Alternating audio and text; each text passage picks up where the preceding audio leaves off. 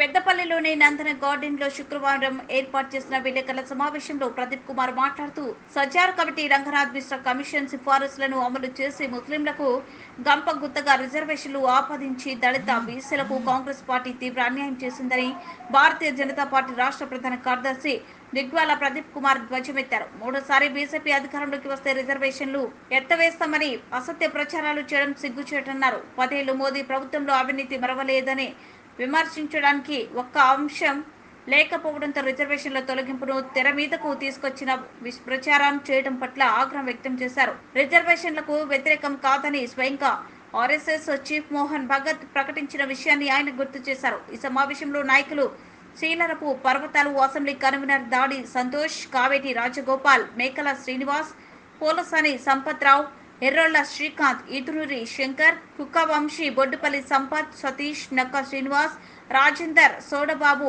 ఓల్లే తిరుపతి, పిఠ వినయ్ తదితరులు పాల్గొన్నారు. మీ పరిపాలన చాలా సంవత్సరాలు చేశారు కదా, 60 సంవత్సరాలు చేశారు కదా. ఎప్పుడన్నా ఈ దేశ చరిత్రలో 27 మంది బీసీలు క్యాబినెట్ మినిస్టర్లుగా ఉన్నటువంటి చరిత్రను ఈరోజు కాంగ్రెస్ చూపిస్తుందా? అంత పెద్ద